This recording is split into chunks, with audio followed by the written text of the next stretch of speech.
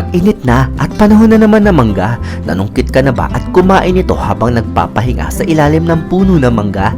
At alam mo ba na ang pagkain ng mangga ay napakarami palang benepisyong tulong para sa ating katawan at kalusugan? At kaya rin pala nitong lunasan ang ating mga ilang karamdaman at magbigay ng proteksyon laban sa malubhang sakit. Kaya naman sa video ito ay tatalakayin natin ang 10 good benefits ng mangga sa ating katawan at tatalakayin din natin kung ano-ano ang mga side effects o hindi magandang epekto nito kung sobra-sobra ang pagkain sa prutas na mangga. Kaya bago tayo magpatuloy ay pakipindot mo muna ang subscribe button at pakipindot mo na rin ang bell icon para lagi kang updated sa mga bago kong upload na video. Ang prutas na mangga ay native sa South Asia at ang mangga ay may scientific name na Mangifera indica.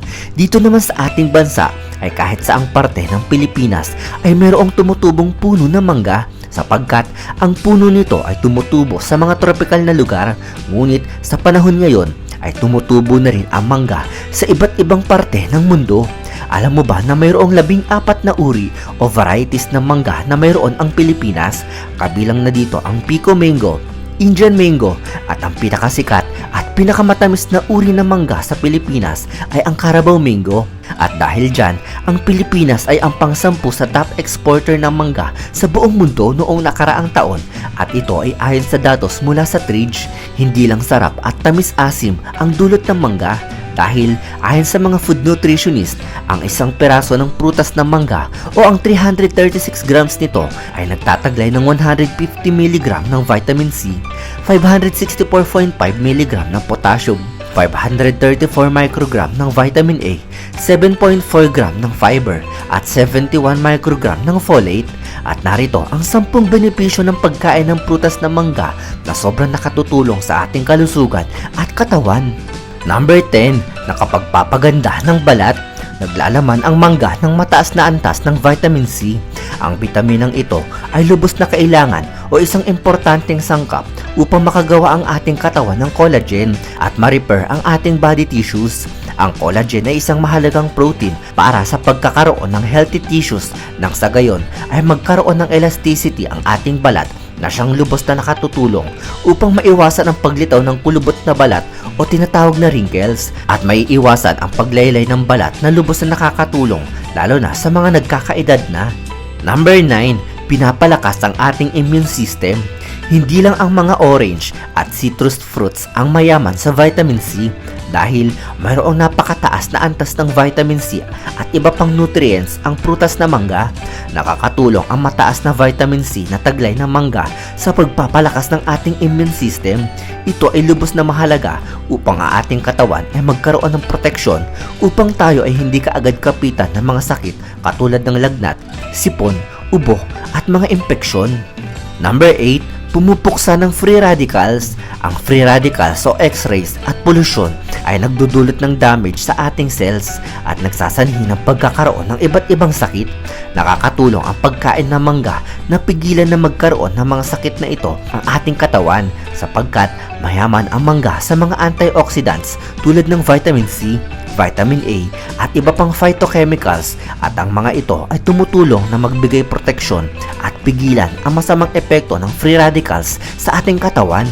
Number 7, nakapagpapaganda ng paningin.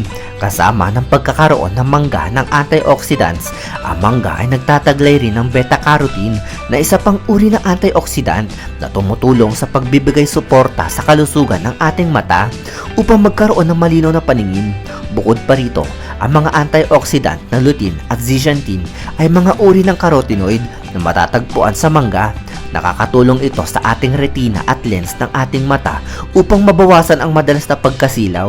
Napapabuti rin nito ang ating paningin na makakita ng malinaw sa malayo at pinapaganda nito ang visual contrast ng ating mga mata. Number 6, nakakapawi ng stress. Kung ikaw ay palaging magagalitin at pabago-bago ang mood dahil sa init ng panahon, makakatulong sa iyo ang pagkain ng mangga sapagkat ang taglay na antioxidants at phytochemicals ng mangga ay binabawasan nito ang cortisol activity. Ang cortisol ay isang stress hormone sa katawan ng tao na nagbibigay ng mga hindi kaaya-ayang sintomas sa pagiging bugnutin dahil napapataas nito ang ating heart rate at blood pressure. Natutulungan pahupain ng mga taglay na antioxidant at phytochemicals ng mangga ang ating stress upang kontrolin ang cortisol upang maiwasan ang stress. Number 5, nakapagpapababa ng kolesterol. Ayon sa ilang isinagawang pag-aaral sa prutas na mangga, ito ay nakitaan ng mataas na antas ng soluble dietary fiber, pectin at vitamin C na nakakatulong upang mapababa ang antas ng kolesterol sa dugo. Kinokontrol din nito ang low density lipoprotein o LDL cholesterol na pinaniniwala ang isang mataas na sanhi sa pagkakaroon ng coronary heart disease, kaya inirekomenda ng mga doktor at food nutritionist ang pagkain ng mangga upang makatulong ito sa pagbaba ng kolesterol sa dugo at para mabawasan ang panganib nito sa ating puso o cardiovascular at maiwasan ang pagtaas ng presyon ng dugo o high blood sapagkat may taglay rin ang mangga na magnesium at mataas na level ng potassium. Number 4, mabisang makabawas ng timbang. Sobrang inam nito para sa mga nagme-maintain ng magandang timbang at sa mga nagpapasexy para sa mga event at summer outing upang magkaroon ng magandang hugis ng katawan dahil napakababa lamang ang taglay na calorie ng mangga at ang mangga ay may taglay na mataas na fiber na isang napakagandang sangkap upang makatulong sa pagbabawas ng timbang sa pamamagitan ng pagpapanatili nito ng pakiramdam sa ating sikmura ng pagkabusog upang pigilan tayo nito na kumain ng labis. Number 3, nakagagamot ng problema sa sikmura.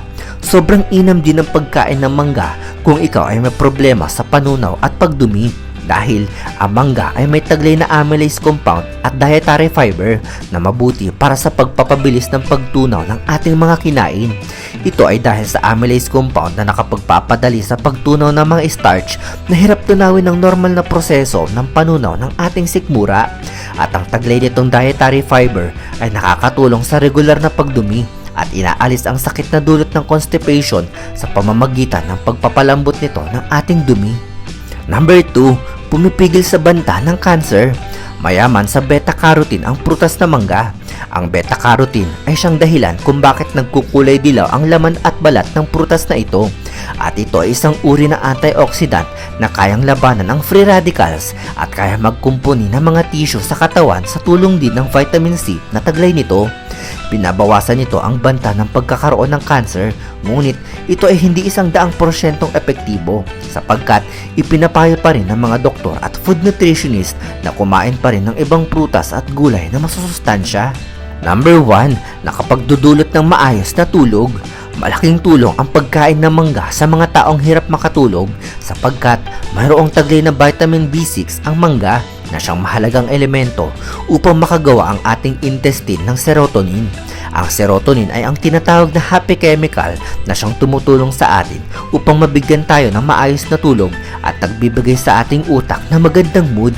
Bagamat ang mangga ay may maraming benepisyo sa kalusugan, ngunit ang sobrang pagkain nito ay maaari magdulot ng ilang mga side effects sa ilang mga individual, partikular na sa mga taong may mga sensitibong reaksyon sa pagkain nito.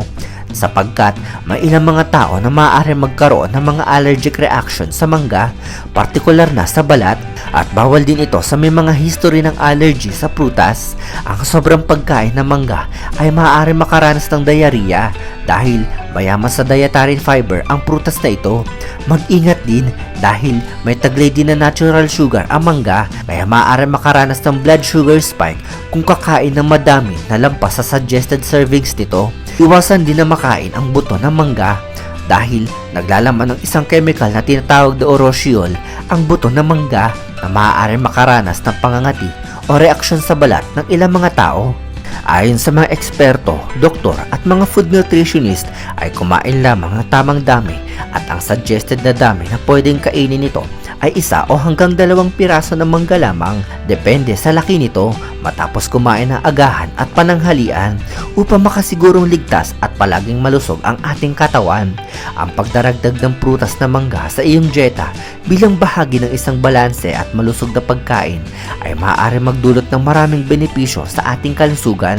Gayunpaman, palagi nating tandaan na ang prutas na ating tinalakay ukol sa mga benepisyo nito ay ayon sa mga pagsasaliksik at mangumungkahi ng doktor at food nutritionist, at huwag nating kalimutang kumonsulta sa isang profesional na manggagamot o dietitian upang malaman at mabigyan tayo ng tamang rekomendasyon kung tayo ay may allergy sa pagkaing ating susubukan upang palaging ligtas ang ating kalusugan.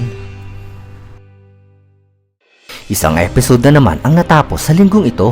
Hangad kong nabigyan kita ng mga ideyang makabuluhan. Kung ikaw ay may mga topic at katanungan na gusto mong mabigyan ng linaw, ay comment mo lamang yan at aking susubukang bigyang paliwanag ang iyong gusto maging paksa para sa susunod na episode ng Ideya PH. Kaya huwag kalimutang pindutin ang subscribe at pakipindot na rin ang bell icon para lagi kang updated sa mga bago kong upload na video.